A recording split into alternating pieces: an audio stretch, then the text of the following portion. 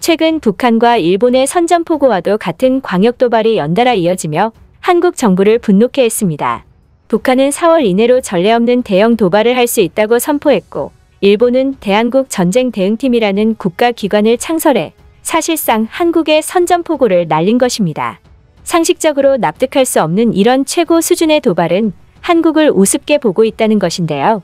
이에 분노한 한국이 현재 우리 국방부 무기고에서 어떤 일이 일어나고 있는지 똑똑히 지켜봐야 할 것이라고 경고하자 북한과 일본이 까무러치는 것은 물론 유엔까지 한국을 자제시키는 놀라운 상황이 벌어졌습니다. 과연 어떤 내용인지 자세히 알아보겠습니다.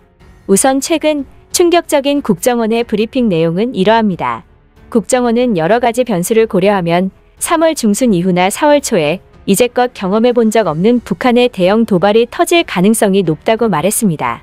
북한은 미국이 대북 제재 완화는커녕 새해 들어 잇따른 북한의 탄도미사일 발사에 추가 제재로 대응하자 약 4년 만에 모라토리엄 해제 가능성을 시사해 사실상 최후 통첩을 날렸고, 조선중앙TV는 북한 정치국이 국권 국익을 수호하기 위한 우리의 물리적 힘을 더 믿음직하고 확실하게 다지는 실제적인 행동회로 넘어가야 한다고 결론 내렸다고 보도했습니다. 이 기간은 한미연합훈련과도 시기가 겹치는 만큼 북한으로서는 도발의 명분도 생기는 셈인지라 극히 경계해야 한다는 것입니다. 국정원은 북한이 이러한 실제적인 행동을 할 시기를 2월에는 김정일 생일 80주년 기념 열병식에 ICBM 등 전략무기를 대거 동원하는 정도에 그치고 3월부터 특히 한국의 대통령 선거 이후에 본격적인 행동에 나설 것이란 전망을 내놓았습니다. 북한 때문에 한국이 골머리를 앓고 있는 와중 일본까지 한국을 호구로 보는 외교적 행동을 자행했습니다. 바로 혐한의 상황, 아베가 등장한 것인데요. 사도광산 세계유산 추진건으로 한국 정부와 일본 정부가 첨예한 갈등을 빚고 있는 상황에서 아베는 한국 정부와 역사 전쟁을 해야 한다고 선포했습니다. 이에 자민당 보수의원들로 구성된 외교부회와 기시다 총리는 합동회의를 열어 아베의 입장을 적극 지원하겠다고 결의했고, 기시다 일본 총리는 다키자기 시게키 관방부장관보를 수장으로 하는 한국 대항 태스크포스팀을 구성할 방침이라고 공식적으로 밝혔습니다. 그리고 일본 정부는 이 태스크포스팀을 역사 전쟁팀으로 명명했습니다. 국제정치학 전문가들은 강제징용 위안부 독도 등 갈등으로 역사상 최악이라는 평가를 받고 있는 현 한일 관계에서 일본 정부가 역사전쟁을 하겠다고 공식적으로 선포한 것은 무력 충돌도 마다하지 않는 국가의 명운을 건 싸움을 하겠다는 것으로 해석했습니다. 정말 어이가 없는 상황인데요. 이런 국가들에는 역시 매가 약입니다. 한국은 북한과 일본의 광역 도발에 대해 강경한 외교적 대응을 취하는 한편 국방부 무기고에서 무슨 일이 진행되고 있는지 시원하게 공개하며 북한, 일본 당국을 경악하게 했는데요. 먼저 극초음속 미사일에 대한 내용이었습니다. 2020년 8월 정경두 당시 국방장관이 국방과학연구소 설립 50주년 기념사를 통해 자체적인 극초음속 미사일 개발 계획의 존재를 처음 공개하고 극초음속 무기 개발에 필요한 핵심 기술력을 이미 보유하고 있다고 밝혀 세계를 놀라게 했는데요. 주변국 일각에서는 한국이 거짓말을 하고 있는 것이 아니냐는 의혹을 끊임없이 제기했는데, 바로 최근 한국은 극초음속 활공 비행체 형태의 극초음속 무기가 두각을 나타내고 있다는 것을 공개했고, 또한 극초음속 유도탄을 KF-21에 장착할 것이라고 밝혔습니다. 그동안은 게임 체인저라고 불리는 극초음속 무기를 공개적으로 개발에 나설 경우 주변국이 강력하게 반발할 것이기에 극비로 진행해왔는데, 주변국의 도발이 심해지자 보란듯이 극초음속 미사일 투트랙 개발에 나섰다고 공식적으로 선포한 것입니다. 특히 이 과정에서 한국이 핵심 기술인 초고속 추진 활공체 제점화 기술을 보유하고 있는 것이 알려졌는데요.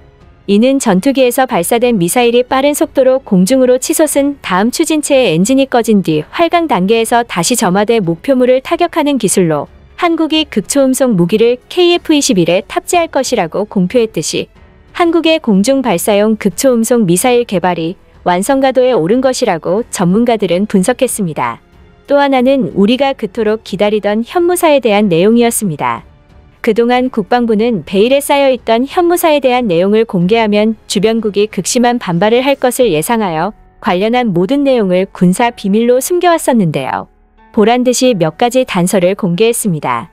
우선 현무사는 8에서 9톤의 탄두부가 거의 대부분이 중금속이며, 이전에 알려진 사실과는 달리 모양은 가분 수형이 아니고 꽤 날렵한 형상이고, 한국이 개발한 미사일 중 가장 길고 가장 굵으며 낙하 속도는 마하 10에 가깝다는 것이 재확인됐고, 또한 기존 보도된 내용에 따르면 현무사의 강화 콘크리트 관통 능력은 24m 수준으로 이 정도만 해도 현존하는 벙커버스터 중 가장 강력한 무기 중의 하나라고 평가받았는데, 탄두 중량을 4톤으로 조정하면 현무사의 관통 능력을 300m 수준으로 늘어나게 할 수 있는 기술력을 확보한 것이 밝혀진 데다가 확산탄을 달 경우 축구장 200개 면적을 초토화시킬 수 있는 것으로 확인됐습니다.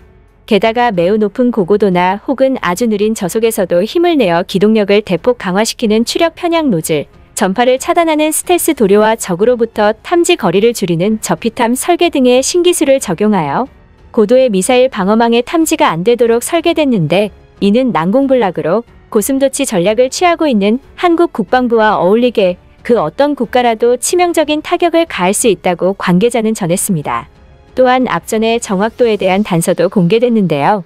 국방부는 현무사가 35km를 날아가 제주도 해상의 표적을 정확히 때렸고 3m 안팎의 정확도를 보였으며, 당시 태풍이 다가오면서 해상의 날씨는 바람이 심하게 불고 파도가 높았음에도 고위력 탄도미사일은 목표에 정확히 명중했음을 알렸습니다. 이러한 폭탄 발표가 나오자 북한은 끝을 모르는 동족 대결 관계라는 문구를 재인용하며 비판했고, 기시다는 그간 헌법을 깨는 적기지 선제 공격을 주장해왔으면서 갑자기 평화헌법 안에서 방위력을 증강하겠다는 소리를 하며 어떠한 무력 충돌도 지향하지 않을 것이라는 뉘앙스를 보였을 뿐만 아니라 북한의 도발을 강력 비판해왔던 유엔조차도 한국이 자제하며 대화에 나서야 할 것을 촉구했죠. 조국의 독립을 위해 싸우다 78년 만에 귀환한 홍범도 장군과 71년 만에 고국 가족의 품으로 돌아온 국군 전사자, 그리고 국방부, 외교부, 공군 등 정부와 군이 아프가니스탄에서 펼친 미라클 작전을 보면서 우리가 살고 있는 대한민국이라는 국가의 존재와 자주국방의 중요성을 다시 한번 실감하는데요. 공군, 해군, 육군, 해병대가 국민의 군대로서 임무인 영공, 영해, 영토 수호에 만전을 기하고 있으며 하루가 멀다 하고 등장하는 국산 전략무기들이 자주국방에 큰 기여를 하고 있습니다. 국민들의 큰 관심을 받고 있는 국산 전략무기들로서 그 성능이 기대되는 다목적 전투기 KF-21 국산화에 성공한 AESA 레이더, 나날이 고성능화되어가는 탄도미사일 현무 시리즈, 지대공 유도무기 천군과 천마, 공대지 대전차 유도무기 천검, 함대함 유도로켓 비룡, 3000톤급 잠수함과 신형 호위함 진수 및 실전 배치, 대형 수송함 마라도함 취역, 신형 구축함과 한국형 항공모함 도입, 최신형 장갑차 레드백 등 현재 한국은 문 대통령이 공언한 대로 아무도 건들 수 없는 국가로 자리매김하고 있습니다. 끝까지 시청해주셔서 감사합니다.